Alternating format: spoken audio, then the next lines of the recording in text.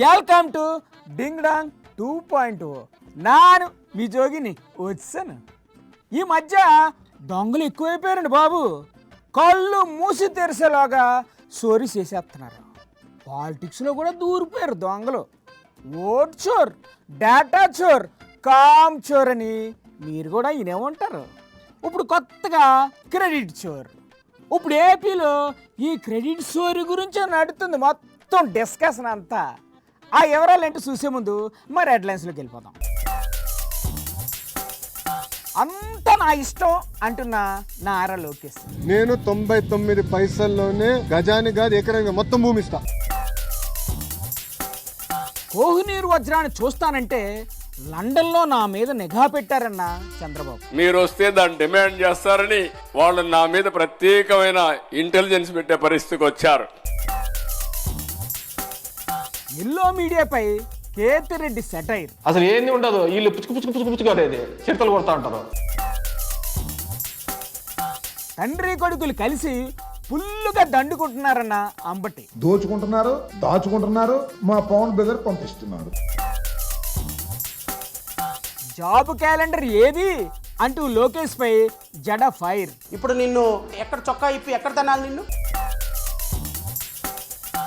రేవంత్ రెడ్డి రాహుల్ గాంధీలపై భగ్గుమన్న కేటీఆర్. ఈ హౌలగాని మన మీద రుద్దినా ఆ హౌలగాని ఉరిదీయాలి.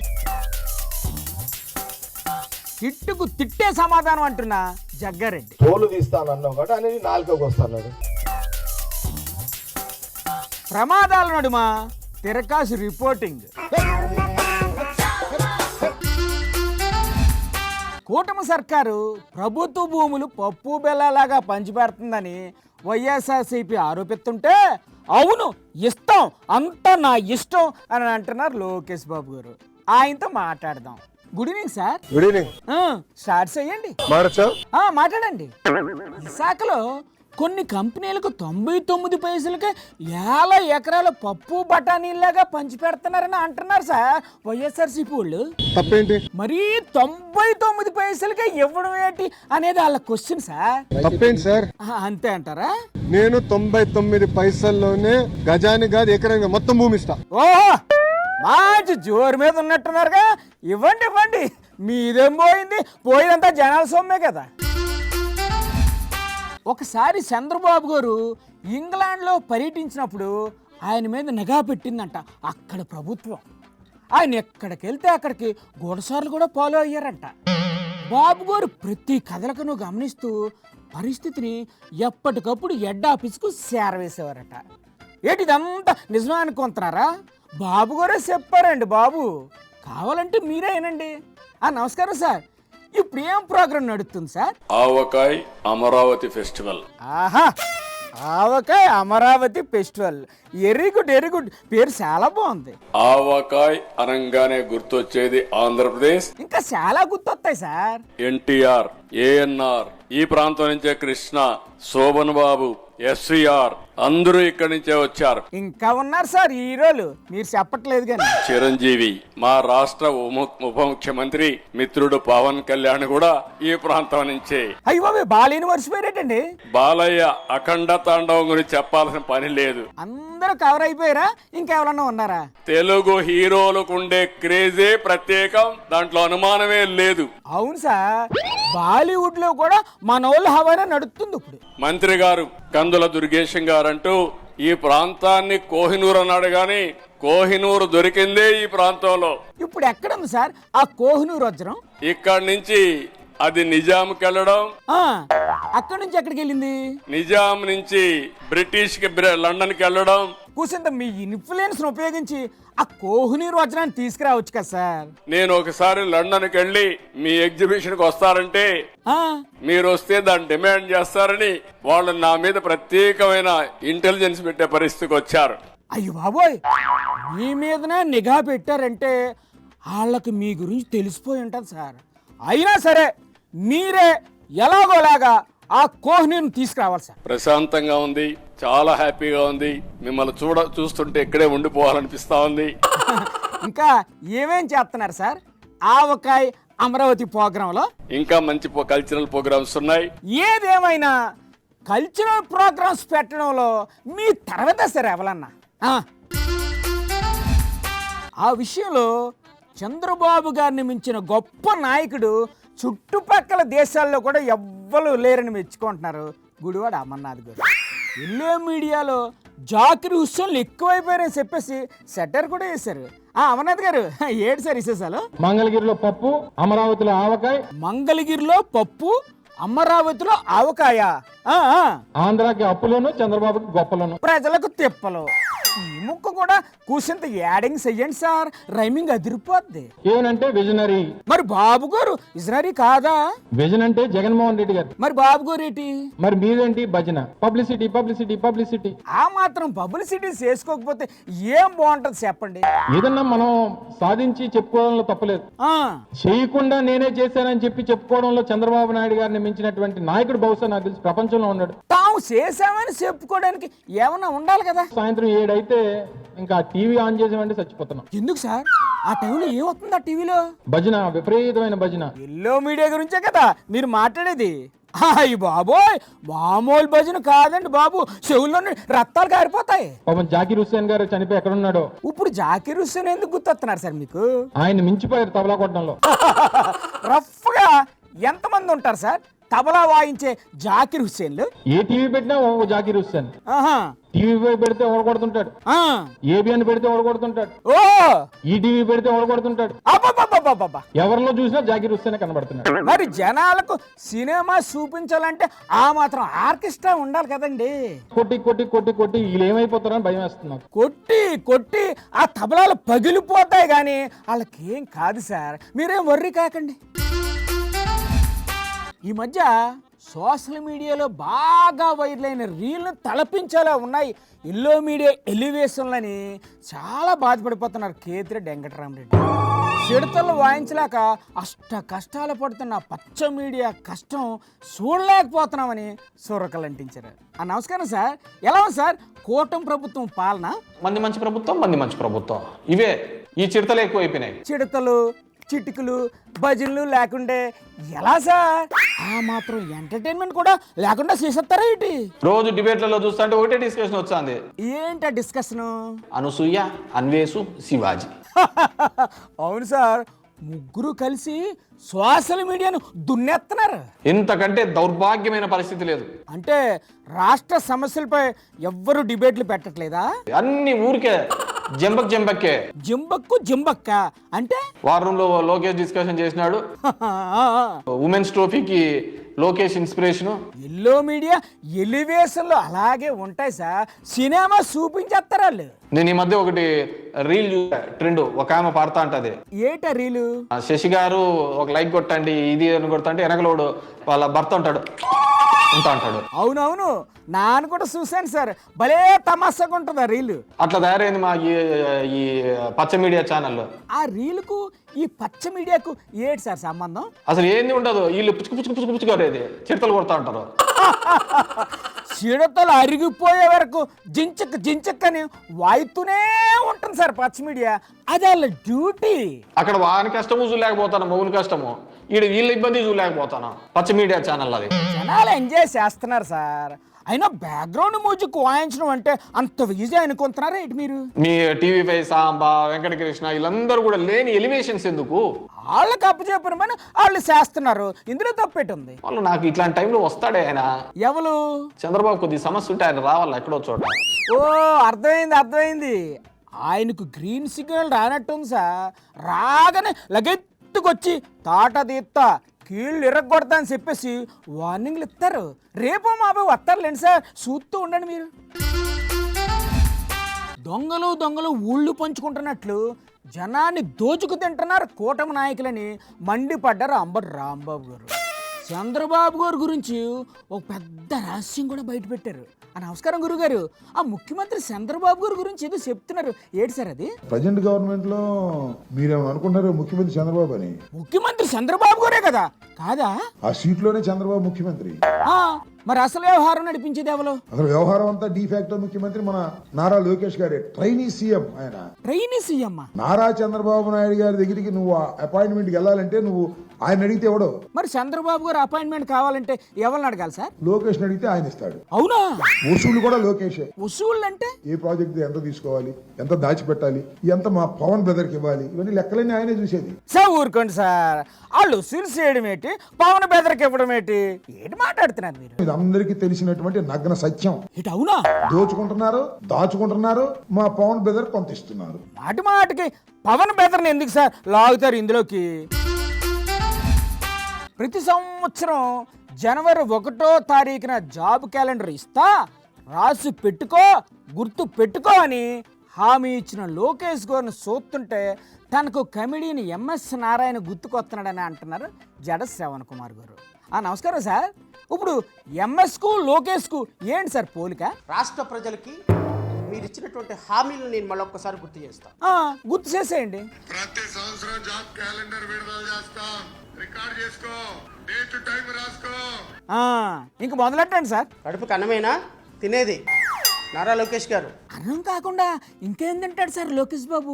ఏమి తెలియని అమాయకులాగా స్వాతి ముత్యం కమల్ హాసన్ లాగా నటిస్తే ఆ నటన ఎంతో కాలం నిలబడదు సార్. జనవరి 1వ తారీఖు ఎందుకు జాబ్ క్యాలెండర్ ఇవ్వలేదు? వాళ్ళ ఇంట్లో ఉన్న క్యాలెండర్ లో జనవరి నెల అసలు ఉందో లేదో. ఇప్పుడు నిన్ను ఎక్కడ చొక్కా ఇప్పి ఎక్కడ తనాలి నిన్ను? సార్ ఆయన ఏదో చొక్కా పట్టుకొని నిలదీయండి అని ఓ పంచుడేలా కొట్టాడు, అంత మాత్రాన మీరు నిజంగా చొక్కా పట్టేసుకుంటారా ఏంటి? రెనా అని ఎంఎస్ నారాయణ ఒక క్యారెక్టర్ ఉంటుంది సినిమాలో. రేనానా? ఆయన ఏం చేస్తాడు అందులో? ఆయన కూడా అంతే పాపం, అక్కడెక్కడో ఫ్యాక్షన్ ఊళ్ళో నుంచి పారిపోయి ఇటు వచ్చేస్తాడు. బన్నీలు డ్రాయర్లు అమ్ముకుంటా ఉంటాడు. అయ్యయ్యో, ఆయన ఎత్తుకుంటా ఒక 10 మంది వస్తారు.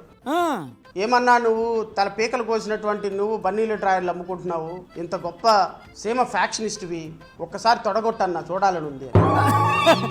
ఇప్పుడు మీకు ఆ రేనా ఎందుకు గుర్తొచ్చాడు సార్? లోకేష్ మాటలు, లోకేష్ డైలాగులు వింటే ఆ ఎంఎస్ నారాయణ గారు, స్వర్గీయ ఎంఎస్ నారాయణ గుర్తొస్తాడు నాకు. అంటే ఇప్పుడు మీకు లోకేష్ గారు రేనాలాగా గుర్తొస్తున్నాడా sir? This is too much sir. నేను అడుగుతున్నాను నారా లోకేష్ గారిని. ఏంటి అడుగుతారు?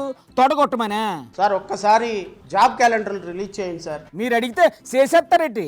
ఆయన తొడగొట్టలేడు, ఈయన జాబ్ క్యాలెండర్లు రిలీజ్ చేయండి. మరి తెలిసి కూడా తొడగొట్టు, మీసం దిప్పు అని అనడం ఎందుకు సార్? ఎన్నికల ముందు రాళ్ళు పాతడం, గెలిచాక క్రెడిట్ దొబ్బేయడం చంద్రబాబు హాబీ అని అంటున్నారు ఆర్కే రోజా గారు. నమస్తే రోజా గారు, చాలా రోజులైంది మీతో మాట్లాడి. ఎలా ఉందంటే రాష్ట్రంలో సిచ్యువేషన్? దీనికి చంద్రబాబు నాయుడు హోంమంత్రి అనిత గారు సిగ్గుపడాలి. ఎందుకు సిగ్గుపడాలండి? అంత సిగ్గుమాలి పని ఏడు చేశారు. తెలుగుదేశం పార్టీ చెప్పినట్టు ఈరోజు చేస్తున్నారు కాబట్టి పోలీస్ వ్యవస్థ ఎంత దిగజారిపోయిందో మొన్న కేంద్రం ఇచ్చిన ర్యాంకింగ్ లో మీరే చూసారు. ఎంతకు దిగజారిపోయింది? 36th ప్లేస్ కి వచ్చింది. అరే మరి బాబు గారు ఏంటి చేస్తున్నారండి? సంపద సృష్టిస్తామంటూ అప్పులు సృష్టిస్తున్నారు. పవన్ కళ్యాణ్ గారు ఎక్కడున్నారు? మరి ఎక్కడికి వెళ్ళావు పవన్ కళ్యాణ్? ఈ రోజు రాయలసీమకు అన్యాయం జరుగుతుంటే రేపో మాపు వస్తారులేండి. అండ్ నిన్న మొన్న చూసాను నేను భోగాపురం ఎయిర్పోర్ట్ గురించి చంద్రబాబు నాయుడు కృషి చేశాడంట. ఏంటంటున్నారండి మీరు? ఆయన ఏమీ కృషి చేయలేదా? ఏం కృషి చేశాడు నాయన? మొత్తం ఎయిర్పోర్ట్ అంతా ఆయనే కట్టాడంట కదా. ఎన్నికలు ఉన్నాయంటే నెల ముందు రాయేయటమా? ఏంటి నెల ముందు రాయేసాడా? ఇలాంటి రాళ్లు రాష్ట్రం మొత్తం వేశాడు. రాళ్ళు వేయడం అన్నది ఆయన hobby madam. Already Chandrababu Naidu అదే సమయంలో నెల్లూరులోను కుప్పంలో కూడా ఎయిర్పోర్ట్ కడతానని రాయేశాడు కదా. అవునవును, అలాంటి రాళ్ళు చాలా వేశారు బాబు గారు. మరి భోగాపురం కట్టగలిగిన వాళ్ళు ఎందుకు ఇవి కట్టలేకపోయారు? ఇదిగో మేడం, మీరు ఇలా లా పాయింట్లు అయ్యి లాగొద్దు. ఆయన కట్టాడంటే కట్టాడు అంతే.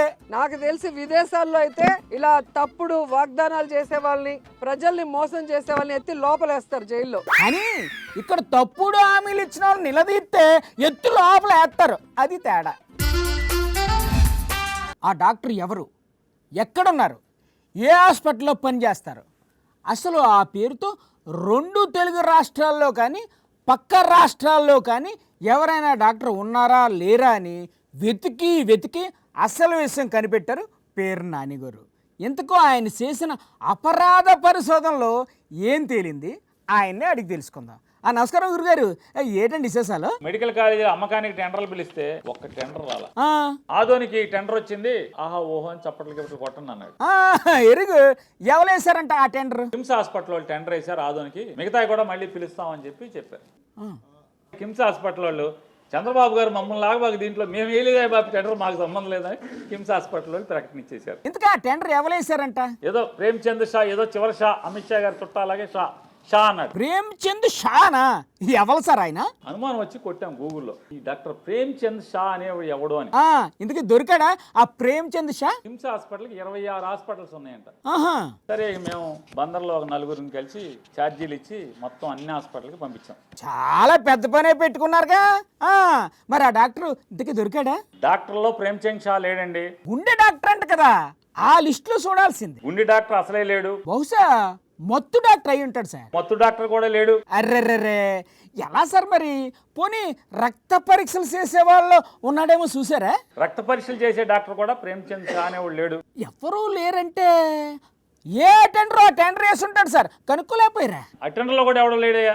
ఆ పేరుతో ఎవ్వరూ లేరు అసలు. కొన్ని ఏమన్నా టాయిలెట్లు అడిగేవాడు ఎవడన్నా అంటే ఎవడో ఒకడు ఉన్నాడండి ప్రేమ్చంద్ అని, షా లేదు అతనికి చివర అన్నారు. అర్రే, దొరికినట్టే దొరికి తప్పించేసుకున్నాడుగా. మొన్న కేసీఆర్ అంటేనేమో ఆంధ్రజ్యోతి రాధాకృష్ణ గారు ఓపిసుకున్నాడు.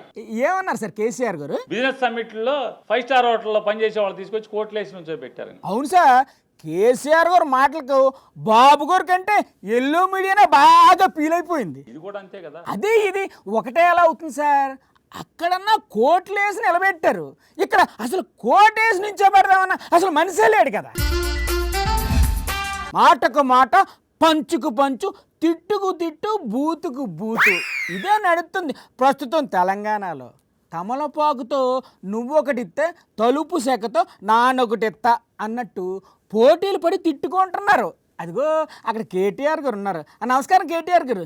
ఏంటి సార్ విశేషాలు? కేసీఆర్ ను ఉరిదీయ అన్నట. ఎవరన్నారు? ఎవడు చెప్తుండు? ఈ బడివే రేవంత్ రెడ్డి గాడు కేసీఆర్ ను ఉరిదీయాలని మాట్లాడుతున్నాడు.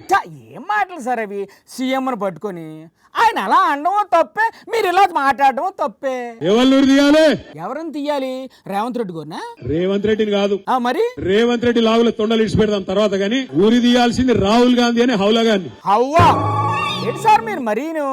రాహుల్ గాంధీ గారిని ఎందుకు ఉరి తీయాలి? ఈ హౌలా గాంధీ మన మీద రుద్దినా ఆ హౌలా గాంధీ ఉరి తీయాలి. ఏంటి సార్ మీరు కూడా అలాగే మాట్లాడితే ఎలా చెప్పండి? మాట్లాడితే ముఖ్యమంత్రి గారికి బూతులు వస్తాయి. బూతులు మాట్లాడిన రాజకీయ నాయకులు ఎవరున్నారు చెప్పండి? ఇప్పుడు పండబెట్టి తొక్కుతా అంటాడు. ఏదో ఊరికే అని ఉంటాడు లేండి సార్, నిజంగానే తొక్కుతాడే ఏంటి? నిజంగానే పండబెట్టి తొక్కుతున్నాడు. అవునా? వామ్మో, ఎవరినో పండబెట్టాడు, ఎవరిని తొక్కుతున్నాడు? రియల్ ఎస్టేట్ ను వండబెట్టిండు, రంగారెడ్డి జిల్లాను తొక్కుతున్నాడు. ఇంకా అటు వ్యవసాయాన్ని వండబెట్టిండు, రైతులను దొక్కుతున్నాడు. వాయమ్మో, ఈ రేవంత్ రెడ్డి అసెంబ్లీలో బూతులు మాట్లాడితే నేను కూడా కోపం వచ్చి రాహుల్ గాంధీని ఒక మాట అన్నా. ఆయన అన్నారు, సరే మీరు అంటారా? అయ్యా నేనేమన్నా కొత్తగా రాహుల్ గాంధీని? ఏమన్నారు? ఈ రేవంత్ రెడ్డి అన్న మాట నేనన్నా. రేవంత్ రెడ్డి ఏటన్నారు? రేవంత్ రెడ్డి ఏమన్నాడు రాహుల్ గాంధీని? సస్పెన్స్ లో పెట్టకుండా త్వరగా చెప్పండి సార్. ఇడు పప్పు కాదు ముద్దపప్పు అన్నాడు. అంత మాట అన్నాడా? ముద్దపప్పు నిజమే నేనన్నా. దానికి నా మీద ఒకడు 6 ఫీట్లు ఎగురుతుండు, ఒకడు 6 గజాలు ఎగురుతుండు. మరి వాళ్ళ నాయకుడి అంత మాట అంటే వాళ్ళు ఊరుకుంటారా ఏంటి? అందుకే ఎగురుతున్నారు. తిట్టుకు తిట్టే సమాధానం అని అంటున్నారు కాంగ్రెస్ సీనియర్ నాయకులు జగ్గారెడ్డి గారు. బీఆర్ఎస్ నాయకులకు ఏ భాషలో చెప్తే అర్థమవుతుందో అదే భాషలో సీఎం రేవంత్ రెడ్డి గారు మాట్లాడుతున్నారని అర్థం. ఇంకా ఏటేటి చెప్తారో ఇందాం. నమస్కారం సార్. ఏంటి సార్ ఈ తిట్లేంటి సార్, ఆ మాటలేంటి సార్? ఇలాగ జలం సత్తున్నారండి బాబు. ముఖ్యమంత్రి రేవంత్ రెడ్డి గారు వీళ్ళు చేష్టలను చూసి కోపం వచ్చి తిడుతున్నాడు ఆయన. మరి ఏం చెప్పాలి? అది కాదు సార్, ముఖ్యమంత్రి పదవిలో ఉండి అలా తిట్టొచ్చా? అంటే మీకు ఈ భాషనే సూట్ అయింది. అసలు ఈ తిట్ల భాష కాకుండా మామూలుగా మాట్లాడుకోవచ్చు కదండి. అవునే, మీ మామ సన్నాసులు అన్నాడు, ఎవరికైనా కోపం వస్తుంది. అదొక్కటేగా అంది ఆయన. ఏదో ఏదో మాట్లాడి రాని ఏదో చెప్పిండు, ఏదో తోలు తీస్తా అన్నారండి. తోలు తీస్తా నువ్వు ఎందుకు అన్నావు ఆ మాట? ఏదో ఫ్లోలో అన్నారులేండి. ఇప్పుడు నువ్వు తోలు తీస్తా అని అనకపోతే సీఎం రేవంత్ రెడ్డి నేనేమనుకుండే? తోలు తీస్తా అన్నారే అనుకోండి, 4 కోసేస్తారా? నువ్వు తోలు తీస్తా అని అన్నావు కాబట్టి అనేది 4కి వస్తాను. అలా అనొచ్చా మరి? మరి అనకపోతే ఎట్లా అది? అవును, లాగుల్లో తొండలు ఇడుస్తా అని వార్నింగ్ ఇచ్చారు రేవంత్ రెడ్డి గారు. మధ్యలో ఈ తొండలు ఎక్కడి నుంచి వచ్చాయి సార్? మరి తొండలు ఇడుస్తుంటే మీ చేష్టలు అట్లున్నాయి. మరి తొండలు ఇడకపోతే ఏం చేస్తారు? ఓహో, పంచుకు పంచు, తొండకు తొండ సమాధానం అంటారు. అయితే ఓకే, కానివ్వండి ఏడు చేస్తాం. వారం రిపోర్టింగ్ పేరుతో నాకు సుక్కలు చూపెత్తడం మా తిరకాసు. బ్రేకింగ్ న్యూస్ అంటాడు, ఎక్స్క్లూజివ్ న్యూస్ అంటాడు, అటు తిప్పి ఇటు తిప్పి నా బుర్ర తినేసి వెళ్ళిపోతాడు. ఇప్పుడు ఏం బ్రేకింగ్ న్యూస్ ఇస్తాడో నాకు తెలదు. అయినా పిల్లకు తప్పుతుందా? లైవ్లోకి పిలుద్దాం, ఏడు చేస్తాం. తిరగసనియా ఒకలో ఈగలాగా ఈడెవడో వచ్చిండేటి బాబు. ఎవరు నువ్వు? జోగన్నావు నేను ఓహో అరే నీ సెగ తరగా నువ్వా? ఆ హెల్మెట్ ఏంటి మళ్ళీ కొత్తగా ఏం స్కెచ్ చేసావు? ముందు చూపు జోగన్న, సేఫ్టీ కోసం. ఇప్పుడు నువ్వు నడిచే కదా వచ్చావు, నడిచి వచ్చేటప్పుడు ఈ హెల్మెట్ ఎందుకు పెట్టుకున్నావు? నా సేఫ్టీ కూడా నేను చూసుకోవాలి కదా. అన్నట్టు నీ మెడ చుట్టూ ఏంటది అలా చుట్టుకున్నావు? చెప్పాను కదన్నా, సేఫ్టీ కోసము. ఆ హెల్మెట్ ఏంటో, మెడ చుట్టూ ఆ పట్టీ ఏంటో నాకేటి అర్థం కావట్లేదు తిరగసన్యా. నీకేందన్నా, స్టూడియోలో కూర్చుంటావు, ఆయన అట్ట అన్నాడు, ఈయనట్ట అన్నాడు, ఈయనట్ట చెప్పాడని కబుర్లు చెప్పేసి కూల్గా వెళ్ళిపోతావు. వార్తల కోసం ఫీల్డ్లో దిగా మాలాంటి రిపోర్టర్లకి ఎంత రిస్క్ ఉంటుందో తెలుసా నీకా? ఇంకా ఈ సొల్లంతా వద్దు, ఇప్పుడు నీకున్న రిస్క్ ఏంటో ఒక్క ముక్కలో చెప్పు. చైనా జోగన్నా, చైనా. చైనానా? ఓరి నాయనో, ఏదో అంతర్జాతీయ వార్తలాగా ఉందే. అసలు చైనా ఏముంది నిన్ను? చైనా తయారు చేసే మాంజాతో ఎంత డేంజరో తెలుసా నీకా? అవునానియా? మరి అందుకే ఆ చైనా మాంజా చుట్టుకోకుండా ఇదిగో ఇట్ట మెడకి టవల్ చుట్టుకొని తిరుగుతావు. ఏం చెప్పమంటావునా మా కష్టాలా? అది సరే, మరి ఆ హెల్మెట్ ఎందుకు? ఈ టవల్తో మెడ దిగిపోకుండా కాపాడుకోవచ్చు. ఆ మాంజా తలకు చుట్టుకొని చెవులు దిగిపోతే ఎట్టా జోగన్నా? అందుకే ఈ హెల్మెట్ పెట్టుకుంటున్నా. ఏం చెప్పమంటావునా నా బాధ? మరి ఆ చేతిలో కర్ర దేనికి? కుక్కలు జోగన్నా ఈ మధ్య మళ్ళా రెచ్చిపోయి దాన్ని పోయే వాళ్ళని పిచ్చి పిచ్చిగా గరిచేస్తున్నాయి కదా, వాటి నుంచి తప్పించుకోవడానికి ఈ కర్ర చేతిలో పెట్టుకొని రిపోర్టింగ్ చేస్తా ఉన్నా. అయ్యో ఎంత కష్టం వచ్చిందన్నయ్య నీకు. తిరగసన్యా ఏమైంది? కుక్కలన్నా, కుక్కలు ఎంత పడతా ఉన్నాయి. ఓమో పిక్కలు చేస్త. అక్కడ ఒక నల్ల కుక్క పళ్ళన్నీ బయట పెట్టా నా వైపే గుర్రమంతా చూస్తున్నానా. ఓయమ్మా, నేను అర్జెంటుగా ఇక్కడి నుంచి కానీ బయట పడకపోతే అది నా పిక్క పట్టుకునేలాగా ఉంటుంది జోగన్న. అర్రే ఎల్లు త్వరగా ఎల్లు. జోగన్నా, ఏంటి? మురిగే కుక్క కరవదు అని అంటారు కదా, ఆ మాట విన్నా నువ్వా? విన్నాను. ఏం లేదనా, ఆ కుక్క ఏమో గట్టిగా బౌబో అని అరవట్లా, మెల్లగా గుర్ర అంటుంది. అంటే అది కరుస్తుందా కరవదా? అంత టెన్షన్ లో కూడా ఏటన్నయ్యా నీ ప్రశ్నలు? ముందు నడు అక్కడి నుంచి. యోగన్న, మళ్ళీ ఏంటి? నిన్ను ఎప్పుడన్నా కుక్క కరిచిందా? ఇదిగో నువ్వు ముందు చచ్చు ప్రశ్నలు ఆపకపోతే నేను వచ్చి కరుస్తాను. ఎందుకన్నా అట్ట భయపెడతావా? వెళ్తున్నా కదా, ఇక్కడేమో ఈ కుక్కల బాధ, అక్కడేమో నీ బాధ. ఇప్పుడు కొత్తగా ఈ చైనా మాంజా ఒకటి వచ్చింది, చస్తున్నా నేను.